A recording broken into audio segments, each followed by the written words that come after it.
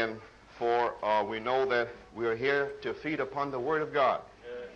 Nous sommes ici pour nous nourrir de la parole de Dieu. Let us turn to Saint Mark, the 12th chapter, Prenons Saint Marc, chapitre 12, 28th verse au verset 28 through verse 30. jusqu'au verset 30. And I want to read, if you're writing down the scriptures, Et si vous écrivez the les 6th chapter, the Écritures, 8th verse, nous irons dans Michée 6, verset 8, and Titus, the et 2nd chapter, Tite verse 11 2, through 14. du verset 11 à 14. We're reading from Saint Mark, the 12th chapter, 28th verse. Saint Marc 12, 28. And one of the scribes came, and having heard them reasoning together, Alors un des scribes qui les avait entendus raisonner ensemble, voyant qu'il leur avait bien répondu, s'approcha et lui demanda « Quel est le premier de tous les commandements ?» Jesus answered him, Jésus lui répondit first of all, « Le premier de tous les commandements, Hear, O Israel, c'est « Écoute the Lord Israël, our God is le one Seigneur Lord, notre Dieu est un seul Seigneur. and thou shalt love the Lord thy Et tu God aimeras le with all Seigneur thy ton heart, Dieu de tout ton cœur, with all thy soul, de toute ton âme, and with all thy mind, de toute and ta with all thy pensée strength. et de toute ta This is force. the first commandment. » C'est là le premier commandement. In Micah, the 6th chapter, the 8th verse, Michée 6, verset 8. He hath showed thee, O man, Il t'a montré, ô homme, ce qui est bon. and what doth the Lord Et require qu'est-ce que thee, l'Éternel demande de toi? to do justly, and Sinon, to love de faire ce mercy, qui est droit, d'aimer and to la walk miséricorde humbly with thy God. et de marcher humblement avec ton I Dieu. want to read from Titus, Ensuite, tie Tite, all of this into one purpose. pour relier tout ça dans un seul but. Titus 2, Tite 2, 11th verse, for the verset grace 11. of God Car la grâce de that Dieu bringeth salvation qui apporte hath le salut appeared to all men, est apparue à tous les hommes, teaching us that denying ungodliness nous and enseignant worldly que lust, reniant l'impiété et les we should live convoitises mondaines, soberly, righteously, and godly nous in devions this vivre present sobrement, world, droitement et looking pieusement for dans ce that monde blessed présent, hope attendant cette and the espérance glorious bénie appearing et of the l'apparition great God glorieuse and our Savior, du grand Jesus Dieu et notre Christ, Sauveur who Jésus-Christ, gave himself for us, qui s'est donné lui-même that pour he nous, might redeem us afin de from nous all racheter iniquity, de toute and iniquité purify unto himself et de a purifier peculiar pour lui-même people, un peuple zealous particulier, of good works. zélé pour les May bonnes the Lord have œuvres. a blessing Que le to Seigneur read ajoute His la word. bénédiction à la lecture de sa I'd like parole. to title this little thought, Je vais donner comme Seeing titre God, « Voir Dieu, Seeing God. voir Dieu ». And I'd like to break it down into two subjects, Et le répartir en deux sujets, voir Dieu, le but de Dieu, and seeing God in the face of Jesus Christ. et voir Dieu dans la face de Jésus-Christ. We know that this has been the church of our Lord and Savior Jesus Christ. C'était l'Église, Ultimate goal. le but ultime This has de been l'Église the de Jésus-Christ, spiritual people les gens that are spirituels called by His name. qui sont appelés par son nom. Has been their purpose Ça a été of life. leur but dans la vie. And I was reading some little poem. Et je lisais un It poème, reads like this with no author on it. il n'y avait pas My d'auteur. goal is God Himself. Mon but, c'est Dieu Not lui-même. joy, nor peace, nor even blessing. Aucune joie, aucune paix, but pas de himself, bénédiction, si ce my n'est God. lui-même, mon Dieu. So I like this thought to use that. Donc je vais you utiliser know. cela. And Titus tells us here Et Tite nous dit about ici, the grace of God au sujet de la grâce de that Dieu, appeared to all men, qui est apparue bringing à tous les salvation. hommes, apportant le salut. And he says also in the Et il 13th dit verse, aussi au 12th verset verse, rather, 12, this grace cette has grâce trained us to nous reject a and to renounce formé pour renoncer et renier à toute impiété, les convoitises mondaines, devout et de vivre pieusement holy lives une in vie this sainte present world. dans ce monde présent. And then while we're living in this present Alors que world, nous as we vivons are dans right ce now, monde awaiting présent, and looking for the fulfillment, nous attendons l'accomplissement the realization la réalisation of our blessed hope, de notre espérance even bénie, the glorious appearing of our great God l'apparition glorieuse and our Savior, de notre grand Dieu et Sauveur the Jésus-Christ, Messiah, the anointed le one. Messie, le oint. Seeing God, in other words, we Autrement should dit, be of such a, nous devrions être dans un tel état,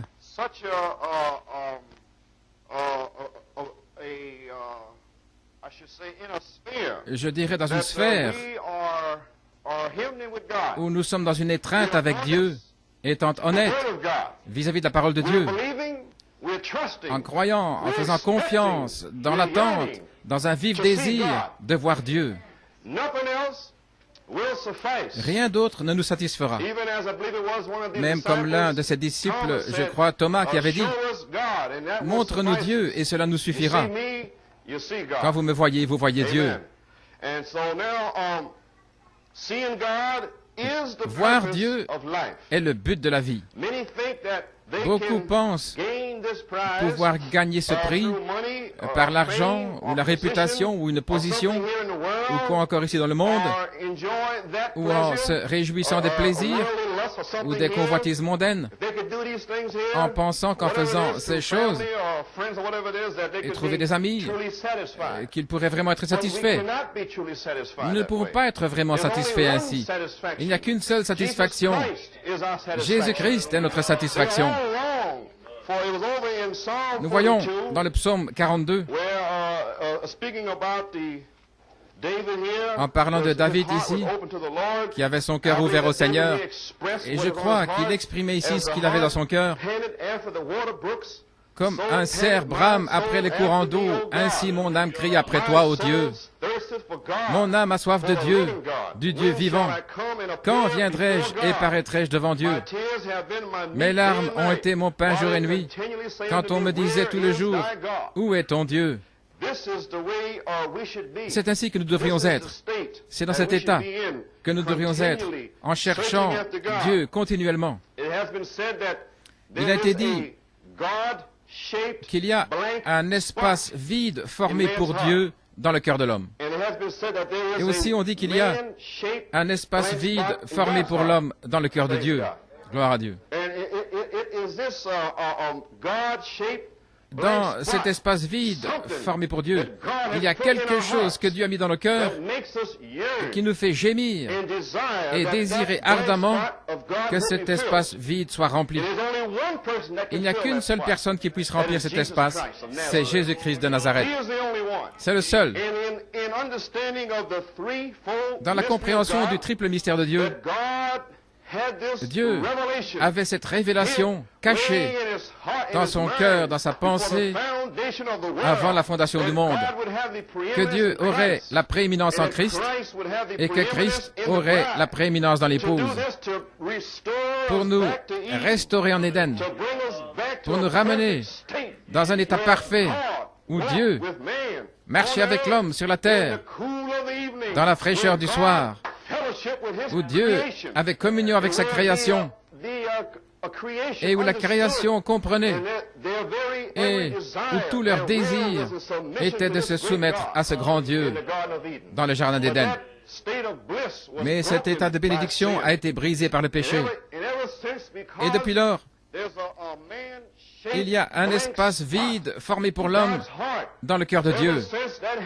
Depuis que c'est arrivé, Dieu a ce profond désir que l'homme retourne à ce même état parfait, cet endroit où il pourra avoir communion avec sa création à nouveau. Dieu, riche en miséricorde, est allé à la recherche pour combler cet espace. Et grâce soit rendue à Dieu. Nous sommes ceux-là qui étaient dans sa pensée avant la fondation du monde. Nous sommes prédestinés à combler cet espace vide en forme d'homme dans le cœur de Dieu. Et le cœur de Dieu est Jésus-Christ. Gloire à Dieu. C'est à cause de cela que Dieu nous désire tellement. Il nous poursuit. Quand un homme aime une femme, il va après elle, il la courtise. Gloire à Dieu. Et Dieu nous fait la cour. Il nous suit, il nous désire, il nous aime, il nous fait la cour. À travers tous les hauts et les bas, les tribulations, les tristesses, Dieu nous ramènera ici. Il est mort parce qu'il nous aime. Dieu désire tellement. Rien d'autre ne le satisfera. Dieu désire tellement avoir communion avec nous. Gloire à Dieu. Comme Adam et Ève dans le jardin d'Éden. Je crois que c'est Apocalypse 4.11. On lit ainsi. Apocalypse 4.11. Tu es digne, ô Seigneur, de recevoir gloire, honneur et puissance, car tu as créé toutes choses. Et pour ton contentement, elles sont et ont été créées. Voilà. Nous avons été créés pour son plaisir. Est-ce juste? Rien que pour son plaisir. Autrement dit, l'homme a été créé pour le plaisir de Dieu. Il a été conçu pour être le délice de Dieu et l'objet de son affection. Quelle histoire d'amour entre Dieu et sa création, entre Christ et sa femme, entre Dieu et ses fils et ses filles. Enoch avait ce témoignage. Il a marché avec Dieu et il a plu à Dieu. Par la foi, Enoch a marché avec Dieu et il a ce témoignage avant d'être enlevé, d'avoir plu à Dieu. Jésus-Christ a eu le même témoignage. Je fais toujours ce qui plaît à mon Père. Toujours. Et que fait Dieu maintenant par sa parole? Nous faire savoir comment lui plaire. C'est tout ce qu'il essaie de faire. Vous apporter sa parole, ses commandements, savoir comment lui plaire. Et c'est par l'obéissance d'amour, non par force le fouet, non pas être contraint de venir dans la maison de Dieu pour entendre la parole de Dieu, mais courir dans la maison de Dieu pour entendre, venir en brûlant de désir d'avoir communion avec Jésus-Christ, la parole de Dieu. Non pas notre devoir est tout raide, mais étant brisé avec un cœur contrit. Seigneur, quelle est ta volonté? Que ta parole s'accomplisse dans ma vie. Même s'il m'abat, qu'elle s'accomplisse. Gloire à Dieu. Voilà à quoi Dieu essaye d'amener les gens. C'est notre but dans la vie, voir Dieu. Et il n'y a un seul chemin pourvu pour voir Dieu. Et quel est le but de la vie? C'est permettre à Dieu de remplir cet espace vide dans nos cœurs. Connaître Dieu, marcher avec Dieu, marcher avec lui. Ceci est la réponse des Écritures. Une obéissance d'amour à chaque parole et un abandon complet, total, pour voir Dieu. Éphèse est tombé de ce premier amour. L'Église primitive avait cet amour. Tout le monde religieux le savait. Et quand ils voyaient l'amour de Dieu brûler dans le cœur des disciples, ils remarquaient qu'ils avaient été avec Jésus, car ils aimaient Jésus, et ils exprimaient Jésus pour le monde religieux qui les entourait. Ils avaient un désir fervent de plaire à Dieu, une passion pour connaître sa parole, un cri pour l'atteindre dans l'esprit, pour avoir plus de Dieu, pour que Dieu les remplisse. Maintenant, vous savez que dans l'église d'Éphèse, le nom signifie aussi relaxé, qui s'éloigne. Voilà pourquoi le Seigneur a dû leur envoyer un messager pour réprimander cet âge, pour qu'ils retournent à leurs premières œuvres. Et vous pouvez aisément glisser en arrière. Le Seigneur peut descendre, nous bénir ici, et tout est merveilleux. Mais si les gens sont un peu relaxés, ils n'assistent plus aux réunions, ils ne font plus ceci. S'il y a l'ordre de l'Église, ils veulent agir à leur guise. C'est un esprit très mou, relaxé. On n'a plus besoin de faire ceci, on n'a pas besoin de faire cela, et faire des histoires. Où est ce premier amour? Où est ce désir brûlant de lui plaire dans toutes nos voies?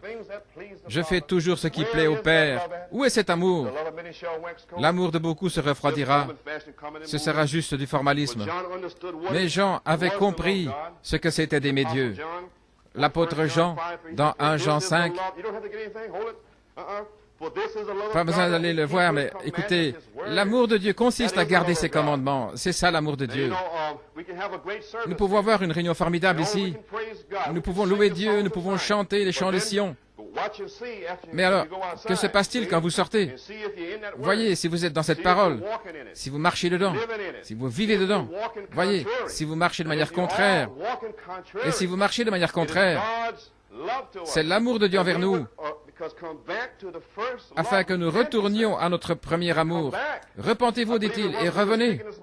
Sœur Coleman et moi-même, nous parlions ce matin des âges de l'Église et comment Dieu avait de la vertu dans chaque âge.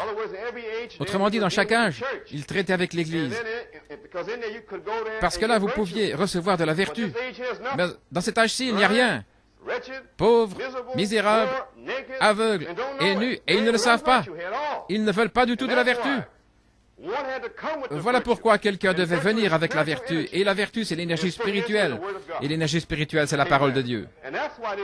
Et voilà pourquoi dans cet âge, ce sont des individus qui vont venir ici pour voir Dieu et qui vont brûler de désir de Dieu pour eux-mêmes. Non pas le fait d'avoir des ministres les diacres, etc. C'est merveilleux, c'est bien. Mais nous devons voir Dieu pour nous-mêmes. Non pas dire, frère Coleman a dit ceci et je dois faire cela. Ce n'est pas savoir Dieu. Vous devez avoir un désir brûlant dans votre propre cœur. Et quand vous rentrez à la maison et que vous lisez sa parole. Ici, c'est simplement le ministère qui enseigne ses voies, mais c'est au travail, à la maison, que vous brûlez de désir pour Christ à ce moment-là. Et nous amenons le feu ici. Alors, nous tous ensemble, nous sommes en amour avec Jésus, alors Jésus descend au milieu de nous. Il remplit toute la maison, à l'intérieur et à l'extérieur, manifestant son amour envers chacun individuellement. Et alors que sa parole sort, quel que soit votre besoin, il apporte la parole dans votre cœur, et alors vous êtes bénis. Quelle réunion ce sera, gloire à Dieu. Ainsi donc, nous devrions être de retour à, pour moi, vivre c'est Christ. C'est ainsi que nous devrions être en feu pour Dieu. Nous devrions désirer voir le péché dévoilé, comme dans Actes avec Ananias et Saphira. Nous devrions avoir notre cœur et notre âme et notre pensée, notre vie, comme c'était auparavant. Et il n'y a qu'un seul chemin de retour, c'est la repentance. Nous nous rappelons combien nous étions en feu quand ce message est sorti. Frères, notre pensée était sanctifiée, nos cœurs étaient en feu à cause de la parole. C'est juste. Et notre marche au travail, etc. Et tout à coup, en 63, 64, 65, certains commencent à faiblir. Que s'est-il passé? Mais Jésus-Christ vous aime ce matin. Il est descendu ce matin au travers de sa parole, ne le manquez pas. Il vous exprime son amour par sa parole pour retourner à ce premier état quand il vous a appelé et qu'il vous désirait dans son amour. Il vous a appelé et vous étiez tellement en feu pour lui. Seigneur, que veux-tu que je fasse, quoi que ce soit? Nous savons que nous avons vu des gens comme ça ici, marchant dans cette vie. Mais ils faiblissent, ils sont partis ici et là, mais il est ici ce matin pour vous ramener à ce premier amour. Et qu'est-ce que c'est? Écoute Israël, le Seigneur ton Dieu est un seul Dieu. Tu aimeras le Seigneur ton Dieu de tout ton cœur, de toute ton âme, de toute ta pensée et de toutes tes forces. Voilà où il essaye de nous ramener ce matin, les amis. Et il n'y a qu'un seul chemin de retour. Produisez du fruit digne de repentance. Prouvez-le par votre vie. Nous pouvons le dire, mais ça ne signifie rien. Vous pouvez venir ici chanter, mais ça ne veut rien dire. Prouvez-le par votre vie. En d'autres mots, d'un vrai cœur, criez à Dieu dans la tristesse. Alors Dieu restaurera ce que vous aviez autrefois, et cela sera restauré. Quand vous vous repentez dans la présence de Dieu, car vous avez attristé le saint, le juste. Quand quelqu'un se repent, il ne se repent pas à cause de moi ou d'un autre, parce qu'il l'a, mais c'est parce qu'il a attristé Dieu. Autrement dit, si Dieu dit, faites ceci, et que je fasse quelque chose de mal, si je vous fais du mal personnellement, je ne vais pas venir vers vous de manière raide. Pardonne-moi, frère. Oui. Non, ça ce n'est rien. Mais vous vous repentez parce que vous avez attristé Dieu. Vous ne comprenez pas que les gens attristent Dieu. Ils s'intéressent plus dans la chair qu'autre chose. Ils disent, frère, pardonne-moi, mais êtes-vous tombé sur la face quelque part en pleurant devant Dieu parce que vous l'avez attristé? Voilà ce qu'ils recherchent. Gloire à Dieu. Ils ont attristé Dieu qui est apparu comme le Dieu de notre salut pour nous restaurer dans notre premier amour, la parole. Les amis, la parole du Seigneur est sortie pour nous ramener ainsi. Qu'est-ce que le Seigneur Dieu demande de toi? C'est que vous vous humiliez, que vous marchiez avec votre Dieu, que vous craignez le Seigneur, que vous marchiez dans ses voies pour l'aimer. Voir Dieu est le but de la vie. Le but principal des hommes est de glorifier Dieu et de l'aimer pour toujours. Ce devrait être notre but principal, les amis. Et nous voyons que l'amour de beaucoup se refroidit. Ce qui manque est une faim profonde de Dieu. Nous ne devrions nous satisfaire de rien de moins que Dieu lui-même. Nous ne devrions pas nous contenter d'une petite bénédiction, mais nous devrions tous désirer voir Jésus. Voici pourquoi. Maintenant, regardez. Plutôt que mettre l'accent sur la sainteté, marcher dans la parole, dans sa vie personnelle, afin de voir Dieu, beaucoup ont mis l'accent sur le service pour Dieu. Oh oui. Des pasteurs, ministres, des diacres, et tous ceux qui aident. Et beaucoup de ces personnes qui pensent que, parce qu'ils sont des pasteurs ou des ministres, qu'ils servent réellement Dieu et que ceci est le but ultime, c'est la fin. Mais ce n'est qu'un moyen tendant vers le but, ce n'est pas la fin. Mais certains sont séduits en s'élevant même dans leur office au point de penser qu'ils sont vraiment quelqu'un et ils commencent à se juger les uns les autres par le succès qu'ils ont dans leur office, dans leur position. C'est la mauvaise chose à faire parce qu'il peut utiliser quelqu'un qui n'est rien du tout et il va sauver cette personne et puis il va la remplir de ce premier amour et cette personne pourra se trouver ici en feu pour Dieu avec un amour réciproque pour Jésus dans un état parfait avec Christ et quelqu'un d'autre qui sert Dieu mais qui est tout gonflé d'orgueil. Non, non, vous devez chercher Dieu pour vous-même, pas à cause du service.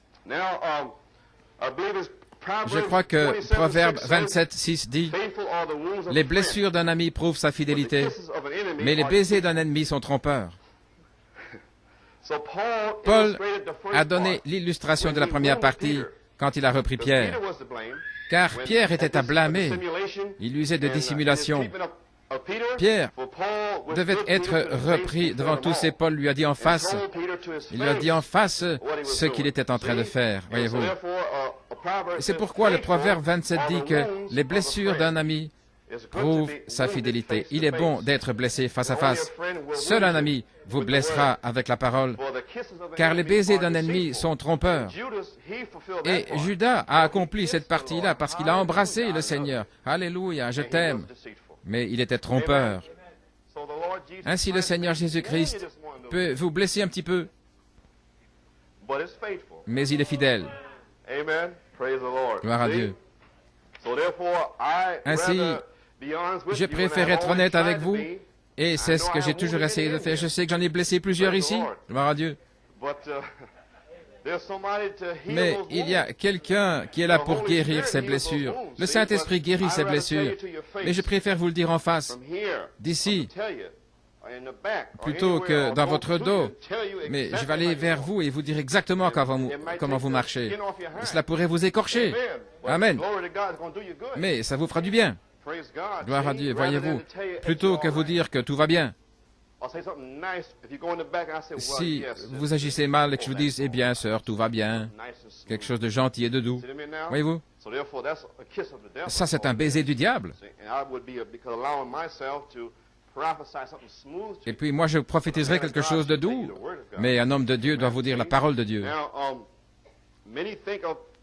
Beaucoup pensent que la vie chrétienne, c'est servir Dieu aussi pleinement et efficacement que possible. Et ils ont toutes sortes de techniques et de méthodes. Ils mettent davantage l'accent là-dessus, voyez-vous. Pour exécuter le service, nous avons besoin de puissance. Alors, au lieu de languir après Dieu, il peut s'avérer que vous ayez davantage de goût pour la puissance. Ainsi, soyez sur vos gardes maintenant. La dynamique est sur le point de tomber. Et là, ne cherchez pas la puissance, mais ayez le désir de Jésus-Christ. Ayez le désir de le voir, c'est lui. Ainsi, il y a un chemin étroit là. Et je me sens conduit à vous avertir ce matin. Beaucoup ne comprendront pas. Et ensuite, il y en a d'autres qui cherchent Dieu pour une expérience intérieure, qui n'est pas tellement une fin de Dieu, mais c'est plutôt pour ressentir de la joie ou du bonheur à l'intérieur.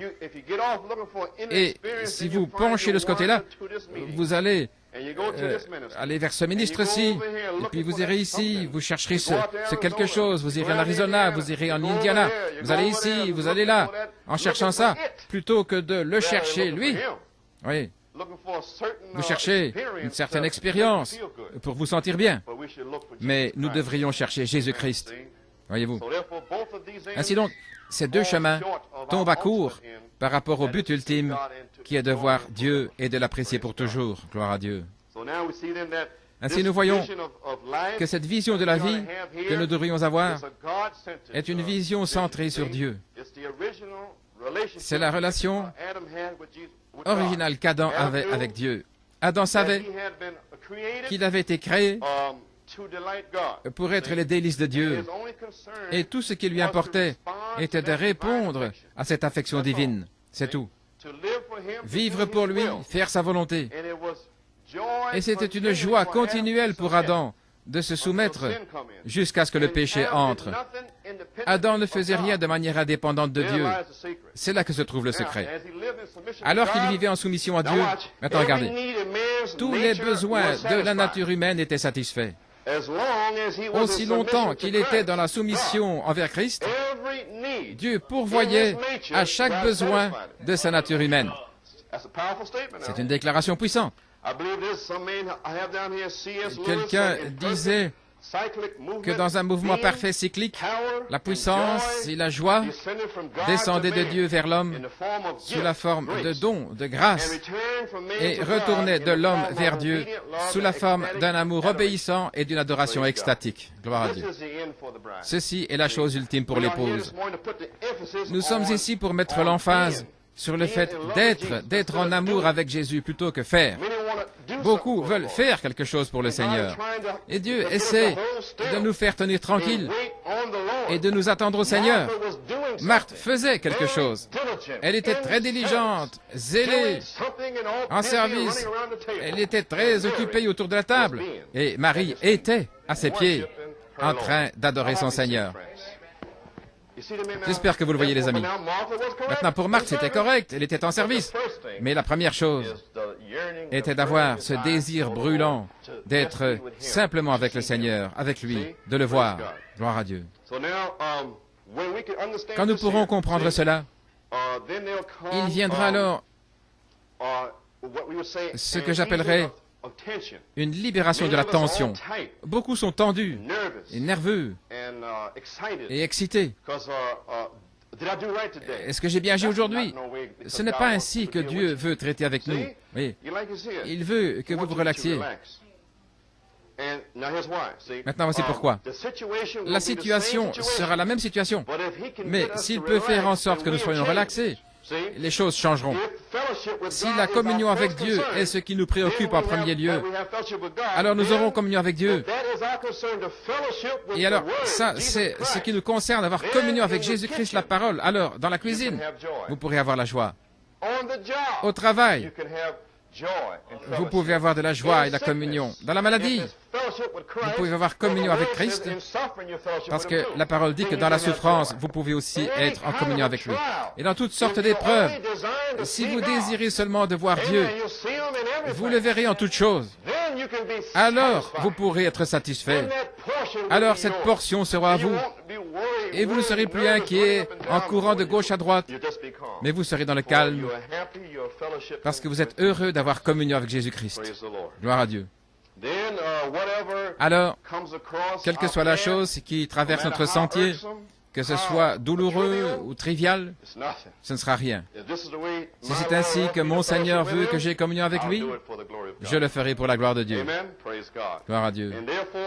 Ainsi, c'est là pour la gloire de Dieu. Et alors, fini les luttes, l'esclavage, la frustration, le monde entier est maintenant dans les frustrations.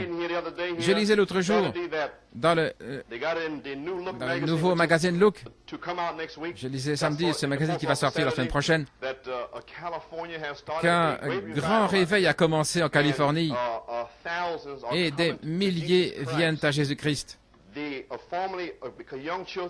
Les jeunes qui s'adonnaient à la drogue se tournent maintenant vers Jésus. Un réveil est en train d'éclater en Californie et ils se déplacent vers l'Est et ils disent eux-mêmes que Jésus est la réponse à leurs soupirs. Jésus est celui qui comble l'espace vide dans leur cœur. Et ils viennent. Et Frère Branham dit qu'ils vont continuer de prêcher en croyant être sauvés. Et ils viennent par milliers.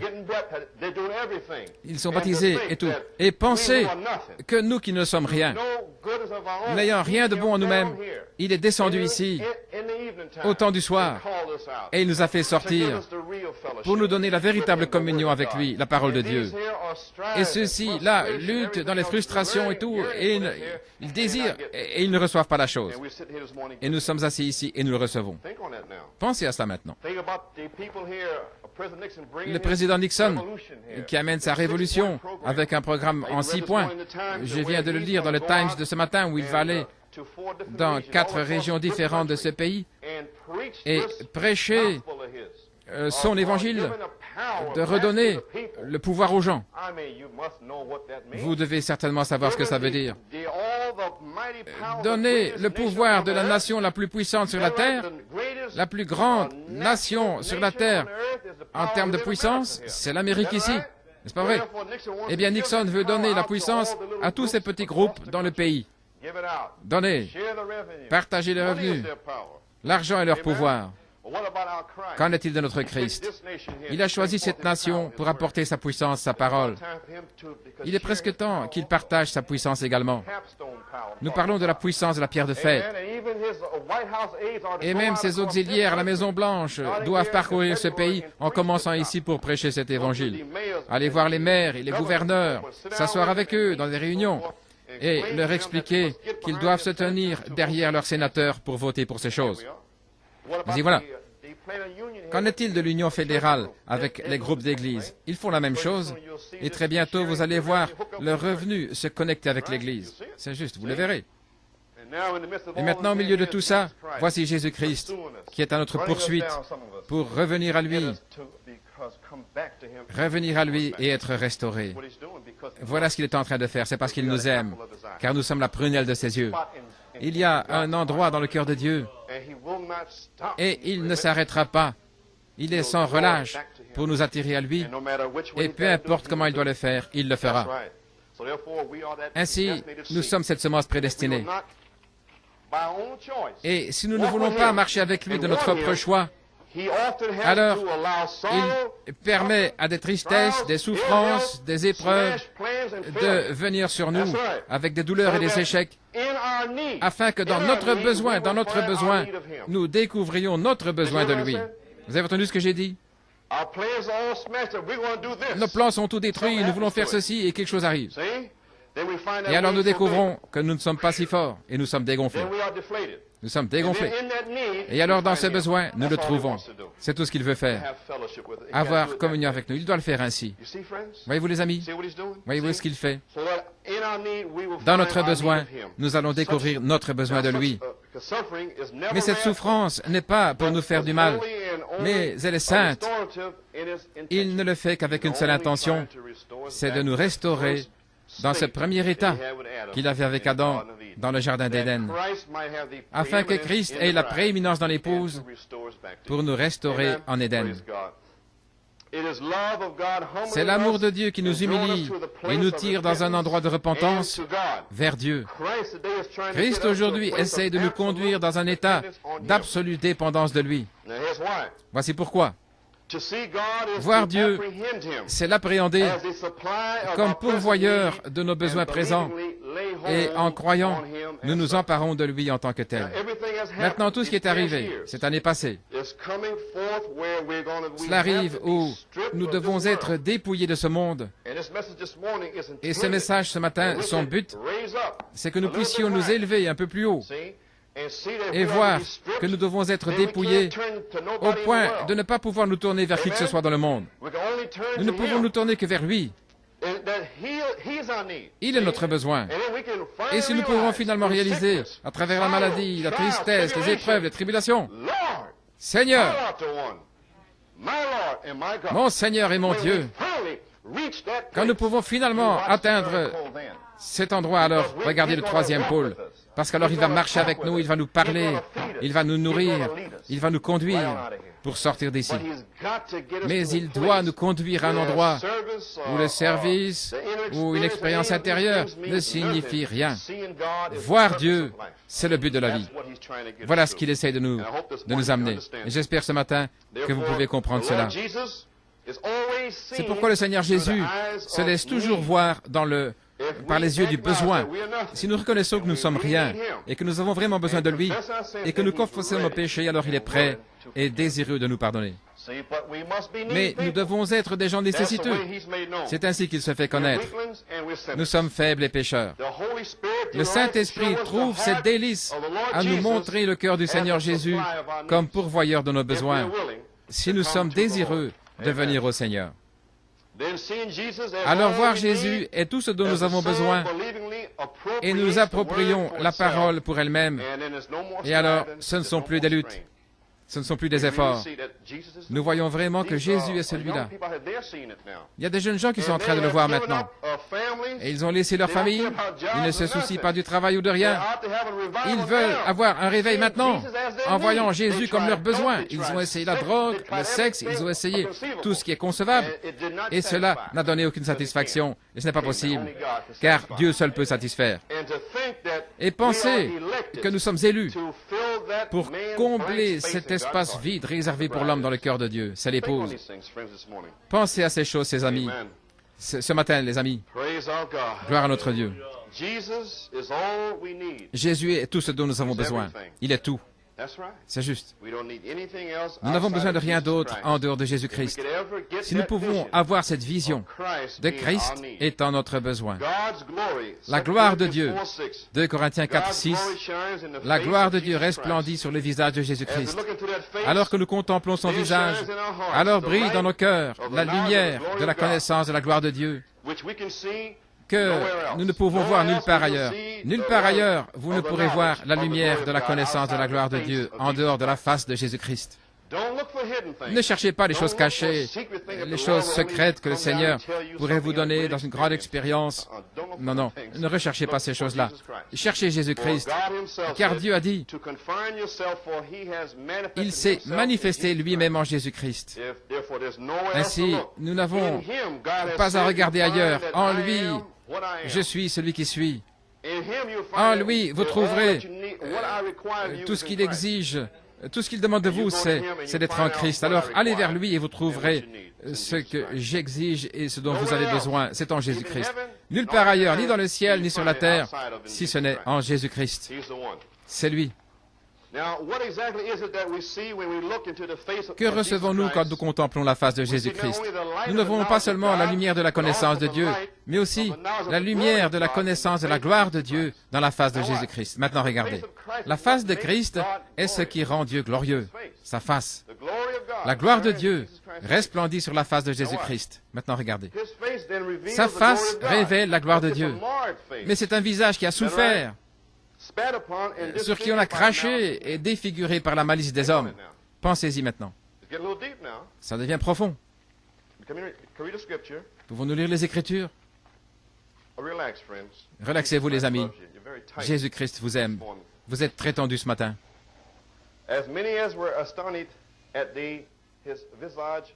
De même qu'il a été pour plusieurs un sujet d'effroi, tant son visage était défiguré, tant son aspect différait de celui des fils de l'homme. Voilà, c'est Christ. Et j'ai une traduction ici. Son visage était défiguré au point que ce n'était plus celui d'un homme. Il était à ce point défiguré. Pouvez-vous imaginer cela? Il était tellement défiguré, tellement tordu, à cause des fils des hommes, qu'il ne ressemblait plus à un homme.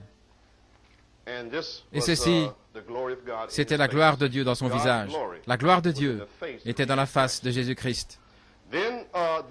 Alors cette vision de la gloire pour l'homme naturel, c'est la honte et la disgrâce. Ce n'est pas la gloire pour l'homme naturel.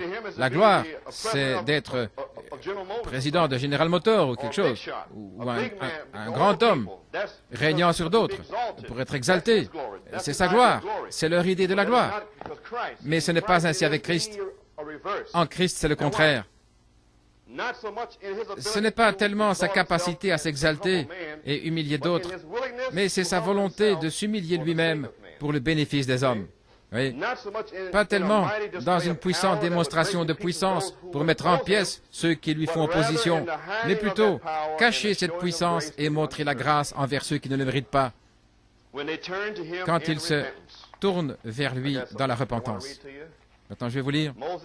Moïse a dit, dans Exode 33, je vais vous le lire, Exode 33, 18 et 19. Moïse dit, « Je te supplie, montre-moi ta gloire. Montre-moi ta gloire. » Et il dit, « Je ferai passer toute ma bonté devant toi, et je proclamerai le nom du Seigneur devant toi, et je ferai grâce à qui je ferai grâce, et je manifesterai ma miséricorde à qui je ferai miséricorde. » Maintenant, saisissez bien. Moïse a dit, « Je te supplie, montre-moi ta gloire. » Et Dieu a dit, « Je ferai passer ma bonté devant toi. » Ainsi donc, la gloire de Dieu, c'est sa bonté. Et la bonté signifie la grâce. Ainsi, la gloire de Dieu, c'est sa grâce. Gloire à Dieu. Il n'a pas dit, je ferai passer ma puissance devant toi, ni ma majesté, ni ma sainteté, mais je ferai passer ma bonté devant toi, parce que tu es faible, parce que vous êtes des pécheurs, parce que vous êtes impuissants. C'est pourquoi je passerai devant vous dans la grâce. La grâce, la grâce, la grâce. Vous saisissez, les amis? Voilà sa gloire. En montrant sa bonté, il nous montre sa gloire, sa grâce. Éphésiens 1:6. Que Dieu nous aide à saisir la vision de Jésus-Christ. Et alors vous verrez des gens qui vont mettre cette Église en feu pour Dieu. À la louange de la gloire de sa grâce, en laquelle il nous a rendus acceptables dans le bien-aimé. La louange de la gloire de sa grâce, c'est ce qui fait que les anges se voilent la face et s'inclinent devant la grâce de Dieu. Les anges désirent plonger les regards. De quoi s'agit-il? Oui. Et que dit-il dans Exode ici? Je désire parler de Jéhovah et des 7 noms composés. Dans Exode 34, et le Seigneur descendit dans le nuage, et il se tint là avec lui et proclama le nom du Seigneur. Et le Seigneur passa devant lui, proclama, le Seigneur Dieu, miséricordieux et faisant grâce, plein de longanimité, abondant en bonté et en vérité, gardant miséricorde envers des milliers, pardonnant l'iniquité, transgression et péché, et qui en aucun cas acquittera le coupable, visitant l'iniquité des pères sur les enfants et sur les enfants des enfants jusqu'à la 3e et la 4e génération. Voilà, quand il lui est apparu, il lui a montré la grâce, et c'était sa gloire. Gloire à Dieu. Dans Saint Jean 12, Jésus a dit, mon heure n'est pas encore venue. Il était prêt à monter. Maintenant, la gloire de Dieu, nous allons de gloire en gloire, nous passons de la gloire de la justification à la gloire de la sanctification, la gloire du baptême du Saint-Esprit jusqu'à la gloire de la plénitude de la parole. Et nous sommes maintenant dans sa gloire et dans sa grâce, car il nous a montré son grand salut. C'est en Jésus-Christ étant révélé dans un message prophétique. Et nous sommes ici dans la grâce ce matin, dans la gloire. Jésus a dit, mon heure n'est pas encore venue. En d'autres mots, il disait, n'étant pas encore élevé sur le trône, mais sur la croix. Autrement dit, il était prêt à être glorifié, mais pas en s'asseyant sur le trône, mais en étant élevé sur une croix. Et là, il fut glorifié sur la croix. Gloire à Dieu. Donné en spectacle dans la honte pour des hommes rebelles, afin que nous puissions nous repentir et revenir à lui. Voici l'heure de ma gloire, car c'est l'heure de la grâce pour les pécheurs. Ainsi la grâce était la gloire sur la croix. C'était sa gloire. En Jésus, nous voyons que la plus haute gloire de Dieu consistait en sécurisant notre plus profond bonheur. Si je suis élevé, je révélerai ma gloire, ma grâce pour vous. Si je suis élevé et si je meurs pour vous, voilà ma gloire pour vous, voilà ma grâce pour vous, afin que vous puissiez revenir. Voilà la révélation de Dieu. C'est cette sorte de révélation qu'il a été élevé pour nous. Cela devrait être tellement facile de s'avancer vers ces portes et vous asseoir ici sans vous fâcher lorsque le ministre prêche quelque chose que vous pensez être dur ou rude, car Dieu ne fait qu'essayer de révéler sa gloire. Car la face de Jésus-Christ a resplendi ici depuis les 8 dernières années dans un message. Et Jean a dit, l'amour consiste à obéir aux commandements de Dieu. Ainsi, si vous aimez Dieu, vous allez vraiment désirer obéir à ses commandements. Et nous voyons la grâce sur le visage de Jésus-Christ brillant sur nous, et son amour, sa puissance et sa beauté. Mais le monde ne voit rien. Il désire tellement nous ramener à ce premier amour pour nous restaurer, afin qu'il ait la prééminence. Et comme Michée 6:8 dit, « Il t'a montré, ô homme, ce qui est bon, et qu'est-ce que le Seigneur requiert de toi, sinon de faire ce qui est juste, et d'aimer la miséricorde et de marcher humblement avec ton Dieu, et en l'aimant de tout ton cœur. » Nous voici dans cette dernière heure maintenant, les amis. Jésus-Christ, nous le voyons comme notre besoin. Dans l'Ancien Testament, Frère Branham nous a enseigné qu'il avait une grande expérience dans les années 50.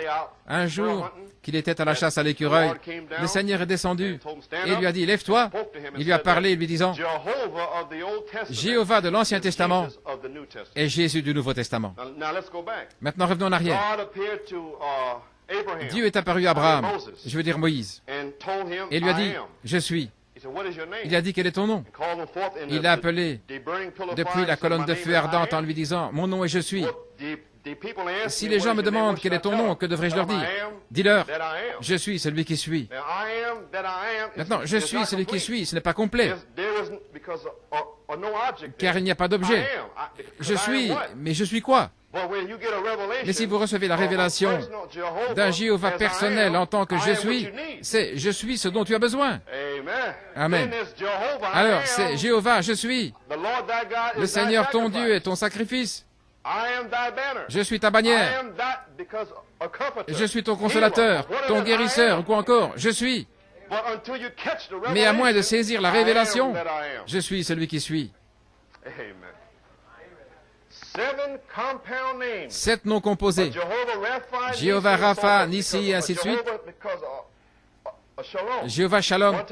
Un jour, il y avait Gédéon, et quand il a découvert qui il était, il l'a appelé Jéhovah Shalom. La paix. Amen. 7 noms composés. Maintenant, regardez. Dieu s'était révélé à Abraham, Jacob et Isaac comme le Dieu Tout-Puissant, celui qui nourrit, qui est descendu, là où il pouvait se révéler comme Jéhovah, je suis. Et Jésus-Christ a dit à ses pharisiens, je suis, avant qu'Abraham fût, je suis. Amen. Et à moins que vous croyiez que je suis, vous mourrez dans vos péchés. C'était Jésus-Christ. Saisissez-moi. Quand nous avons un besoin, nous ne voyons Dieu que dans le besoin. Et Dieu, parce qu'il a fait une alliance avec le peuple d'Abraham, il a dit, je suis, je descendrai lorsque l'iniquité aura abondé. Et il est descendu parce que j'ai entendu les cris de mon peuple. Ils étaient dans le besoin. Ils étaient opprimés, ils étaient battus par Pharaon et son armée. Israël avait un besoin et il avait déjà fortifié Abraham, Isaac et Jacob. Et maintenant, c'était le temps de révéler ce Dieu personnel comme Jéhovah, je suis celui qui suis. C'était le Jéhovah de puissance. Le Jéhovah du salut. Jéhovah qui allait les conduire et les guider pour les faire sortir. C'est le même Jéhovah. Ainsi, ce même Jéhovah s'est laissé trouver dans l'Ancien Testament quand ils étaient dans le besoin. Et alors il a 7 noms composés, tous dans le besoin, la justice, etc. Mais quand il s'agissait du salut pour les pécheurs, il est venu dans le nom de Jésus. Alors Jésus est le nom composé suprême, Jésus-Christ. Et Christ, c'est « Je suis celui qui suis », car il est de William Branham, le Jéhovah de l'Ancien Testament et le Jésus du Nouveau Testament. Ainsi, quand nous avons un besoin, il est tout ce dont nous avons besoin, Jésus-Christ. Et en lui, nous trouvons tout ce dont nous avons besoin. Mais nous devons arriver à un endroit où nous nous abandonnons, où nous avons vraiment besoin de lui. Alors il vous apparaîtra et vous dira, je suis celui qui suis. Quel est ton besoin? C'est le même Jéhovah. Ils ont même pris le JVH, ce qui est un mot hébreu, et Jehoshua, qui est aussi un mot hébreu, mais le mot Jésus est un mot grec. Ainsi, le même Jéhovah, Jehoshua, est le même Jésus, Josué, en grec. Et ils ont pris la première partie, J, ce qui veut dire Jéhovah, et S-U-S, c'est le salut. Jéhovah est notre salut, ce qui est Jésus. C'est pourquoi, en cherchant l'espérance bénie, la glorieuse apparition de notre grand Dieu Jéhovah et notre Sauveur, Jésus-Christ, gloire à Dieu, qui est le grand Jéhovah. C'est le même Sauveur en Jésus-Christ. Et si nous regardons à lui, les amis, c'est de lui que nous avons besoin. C'est pourquoi, quel que soit le besoin d'Israël, Jéhovah y répondait avec puissance. Et il les a fait sortir. Jésus-Christ a même dit à ses disciples dans Saint Jean 16, « Jusqu'à présent, vous n'avez rien demandé en mon nom. Mais à partir de maintenant, vous demanderez en mon nom, parce que vous allez avoir un besoin. Je suis le même Jéhovah. Quand tu me vois, Thomas, tu vois le Père. Je suis. J'étais le je suis avant même qu'Abraham fût. Jéhovah signifie l'éternité, celui qui est présent, passé, présent et futur, c'est maintenant. Disons si vous lisez un livre et que ce livre parle d'hier et aussi au présent et ce qui va arriver dans un livre. Alors nous entrons dans ce livre et nous y arrivons directement au temps présent. Que les événements se soient produits hier ou qu'ils arrivent le jour suivant. Mais alors que vous lisez ce livre, vous êtes dans le livre. Amen. Et alors que vous voyez Dieu, il est présent. Vous étiez avec lui avant et tout le long du chemin et vous êtes avec lui maintenant. Mais la Bible dit, nous sommes maintenant les fils de Dieu, maintenant même. En ce qui concerne le grand Jéhovah, nous sommes maintenant les fils de Dieu. Amen. Ainsi nous étions avec lui auparavant, nous étions avec lui dans la gloire, et nous sommes avec lui maintenant. Il ne peut pas vous perdre là-bas. Il attend simplement que nous venions à lui, quand nous aurons un besoin. Avez-vous un besoin ce matin? Eh bien, Jésus du Nouveau Testament est le même Jéhovah de l'Ancien Testament. Jéhovah Nissi, Jéhovah Rapha, et ainsi de suite, c'est le même. Dieu s'est révélé à Abraham, Isaac et Jacob uniquement comme le Dieu Tout-Puissant, celui qui satisfait, le Dieu qui a des saints. Et quand le temps est venu pour la puissance et la délivrance, il s'est révélé comme Jéhovah car ils avaient un besoin. Nous ne pouvons pas nous sauver nous-mêmes. Ainsi, le grand nom, le nom personnel de Jéhovah, était particulier parce qu'il avait une alliance avec Dieu. Mais les nations ne le connaissaient que comme Dieu. Voilà tout. Dieu seulement, dans tout l'Ancien Testament. Mais en ce jour, le grand Dieu a envoyé son Fils Jésus-Christ, le Sauveur, pour toute l'humanité. Voilà la grâce de Dieu. Ainsi Dieu s'est révélé à nous en tant que grâce de Dieu, le Sauveur, Jésus-Christ. Et c'est le nom composé suprême, Jésus-Christ, ce qui est Jéhovah Sauveur, Jésus-Christ. L'aimez-vous les amis? Louange à notre Dieu. Ainsi, voir Dieu, le but de sa vie, voir Dieu dans la face de Jésus-Christ, ce visage a été abîmé, tordu, mais cette face contient la gloire de Dieu. Et voilà pourquoi, dans nos souffrances, Dieu en reçoit toute la gloire. Gloire à Dieu. Nous savons que c'est le chemin par lequel Dieu nous fait passer, par des voies étranges, et nous savons que quelque chose est sur le point d'arriver. Nous savons tout cela. Mais le Saint-Esprit essaie de nous amener à un point où nous nous élevons d'un octave et où nous sortons des choses du monde. Il y en a ici qui sont sortis, vous savez, vous n'êtes plus ce que vous étiez en 63, 64, 65. Il y en a qui sont partis sur le côté, mais le Seigneur Jésus vous aime ce matin. Et dans son amour, il vous fait la cour pour essayer de vous ramener à lui. Il essaye de vous ramener dans ce premier état quand vous avez marché ici avec le Seigneur. Et c'est ce qu'il essaye de faire. Et les 7 noms composés convergent vers ce nom composé suprême, Jésus. Ainsi, si vous voyez Dieu, vous le voyez parce que vous avez besoin de lui. Et si vous voulez admettre que vous êtes nécessiteux, alors vous pourrez voir Dieu, parce qu'il se révèle à ceux qui sont dans le besoin, en tant que Jéhovah ou Jésus. Et il est tout ce dont nous avons besoin. Au piano, si vous voulez prendre la page 93. Voulez-vous le voir? Oh, je veux le voir, je désire le voir. Gloire à notre Dieu. Quand je pense aux choses qui sont en train d'arriver,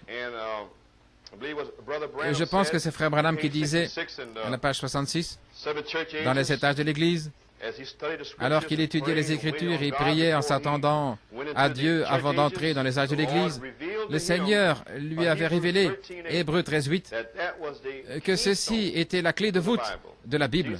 Jésus-Christ, le même hier, aujourd'hui et pour toujours. C'est la clé de voûte. Et je crois de tout mon cœur que Jésus-Christ, qui est le même hier, aujourd'hui et pour toujours, cherche des gens ce matin qui peuvent vraiment mourir à eux-mêmes, à toutes ces choses de la chair et du monde, et renier ces choses, et vraiment voir Dieu, sans s'occuper du service.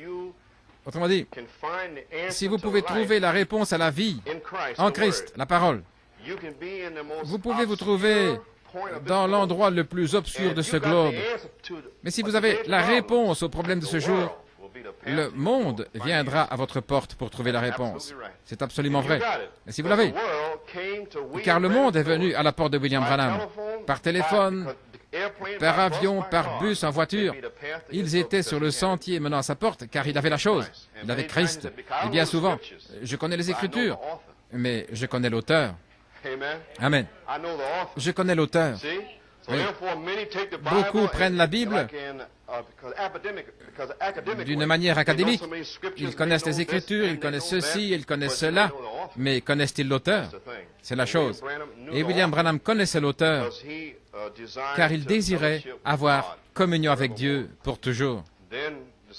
Ce matin, alors que nous savons que la dynamique est sur le point de descendre, nous voulons avoir à l'esprit cette grande puissance, etc. Beaucoup ici, dans l'Église de Dieu, mettent davantage l'accent sur le service. Aussi longtemps qu'ils sont en service, ils peuvent traiter leurs femmes ou leurs maris ou leurs amis n'importe comment, parce qu'ils sont en service. Non, non. Vous ne le verrez jamais comme ça. Vous ne pourrez le voir qu'en étant le seul moyen, la chose ultime. C'est pourquoi il y en aura beaucoup dans le service. Seigneur, j'ai chassé des démons. J'ai fait de nombreuses œuvres merveilleuses. Seigneur, j'étais dans l'épouse faisant toutes sortes de choses. Je ne vous connais pas, parce que vous ne m'avez jamais cherché. Ainsi, moi-même, je suis ici en train de prêcher. C'est un don. Oui. C'est le don de Dieu ici. Mais je dois chercher Dieu pour moi-même. Je dois rencontrer le Seigneur moi-même. Et c'est mon désir de le rencontrer. Car lorsque nous aurons terminé notre course ici, les œuvres nous suivront. Mais si vous rencontrez Jésus-Christ comme la seule source, alors ils viendront vous chercher. Gloire à Dieu. Ainsi, souvenons-nous de ceci, et les jeunes enfants qui sont ici, il n'y a qu'une seule chose qui compte, c'est Jésus-Christ. Et beaucoup ne le savent pas parce que Dieu ne s'est pas encore révélé à leur cœur. Et nous comprenons cela. Voilà pourquoi père et mère doivent prier et avoir leur maison tellement pour Dieu, qu'il y ait une telle atmosphère dans leur foyer, que cette jeune personne qui se trouve là ne peut entrer dans aucune pièce sans voir Jésus dans ce foyer. Et alors vous verrez la différence, vous verrez un changement. Mais ça dépend de maman et papa, qu'ils vivent cette vie, qu'ils présentent le signe. Voyez-vous ce que je veux dire? Qu'ils aient un désir ardent pour Jésus-Christ. Mais si vous venez ici pour servir Dieu et puis vous rentrez à la maison et vous retournez à vos vieux programmes radio et autre chose, que va faire votre enfant? Il vous regarde pour voir Jésus-Christ. C'est pourquoi vivez, les amis, parce que vous ne pouvez tromper personne. Vous pouvez marcher droit ici, mais comment marchez-vous à l'extérieur? Vos motifs, est-ce que tout est tourné vers Jésus-Christ? C'est un temps d'épuisement. Nous sommes épuisés, nous sommes fatigués. Nous savons, comme l'a dit le président Nixon, que l'esprit des gens est fatigué. Ils sont frustrés. Et les gens qui sont ici sentent l'attraction de l'esprit. Nous savons que Christ est sur le point de déverser l'onction sur les semences. Nous savons tout cela. Mais assurez-vous de savoir ce que vous recherchez si vous voulez le voir. Gloire au Seigneur. Louange. Vous savez, les amis, quand Adam et Ève ont péché dans le jardin d'Éden, et quand ils ont revêtu leurs feuilles de figuier faites par l'homme, l'heure de vérité est arrivée. La présence de Dieu est descendue. Et ils se sont cachés, parce qu'ils savaient que ça ne pouvait pas les conduire dans la présence de Dieu. Et nous voyons la même tension dans l'homme aujourd'hui. Vous savez ce matin qu'il y a certaines choses que vous ne pouvez pas amener dans la présence de Dieu. Dieu exigeait le sang. Et c'était cette peau d'agneau sanglante, alors qu'Adam commençait à se tenir devant Dieu avec ses peaux sanglantes, là, autour des jambes. C'est ce qui a justifié Adam pour qu'il se tienne dans la présence de Dieu. Ce que j'essaie de vous dire ce matin, par la grâce de Dieu, c'est que cette même présence descend à nouveau. Et toute cette folie, et mettre Dieu en deuxième place à la maison, au travail, vos mères, vos pères, vos amis, vous les mettez avant le Seigneur, mais ça ne tiendra pas. Que vous soyez pasteur, ancien, diacre, ministre, qui que vous soyez. Ça, ce n'est que le service, voyez, c'est le service. Ça devrait être en deuxième place. Mais le premier motif, le premier amour devrait être un désir brûlant pour Jésus-Christ. C'est la première chose. Il a dit, remplis ceux qui gémissent et soupirent à cause des abominations et de la souillure dans la ville, dans l'église de Jérusalem. Et Dieu louait les saints de Dieu à Éphèse parce qu'ils avaient éprouvé ces menteurs. Ils détestaient voir cette souillure dans l'Église. C'est pourquoi ceux parmi vous ici qui détestent voir leurs sœurs qui marchaient de tout cœur et de toute leur âme dans le Seigneur, et tout à coup, ici, au temps de la fin, l'année dernière, le diable les emporte dans le monde. Vous devriez détester cela. Et des frères qui marchent contrairement au Seigneur. J'en ai vu ici certains qui marchaient au mieux de leur connaissance. Et puis, une femme charnelle de l'extérieur ou un incrédule. Et si ça vous a tiré dehors, frère, revenez à Dieu et répentez-vous, car il est ici ce matin. Frères, sœurs, qui que vous soyez ici ce matin, j'ai un fardeau sur le cœur pour vous, de vous dire de revenir à Dieu. Vous ne pouvez pas apporter ces choses devant sa présence. Il est ici ce matin pour vous avertir, pour vous exhorter. Voilà pourquoi je me tiens ici, pour vous apporter un message d'amour de Jésus-Christ, et que ceci, c'est sa gloire, c'est sa grâce, c'est sa manière de vous restaurer dans cette communion qu'il avait avec Adam. Il n'y a pas d'autre chemin. Vous pouvez être un diacre ici, un pasteur, un ministre, qui que ce soit. Ça ne vous amènera pas au ciel. Non, monsieur. C'est votre attitude et votre amour pour Dieu. C'est pourquoi nous avons dû en reprendre certains. Nous devrions tous être là, essayant d'entendre Dieu nous parler. Il y en a qui veulent rester à la maison pour écouter, et puis nous venons ici pour être un d'une même pensée, d'un même accord, pour entendre Dieu. Nous voulons être un d'une même pensée et entendre Dieu. Voilà, nous sommes ici, nous savons tous que quelque chose est sur le point d'arriver. Nous savons que dans ce monde, dans ce pays, beaucoup sont tombés. Mais la grâce du Dieu Tout-Puissant est ici à New York City pour nous garder de la chute. Le seul qui pouvait, le seul sage, le seul, Jésus-Christ, la parole, nous a gardés de la chute ici. Amen. Et c'est la seule parole que je puisse vous donner. Je ne peux pas caresser la chair.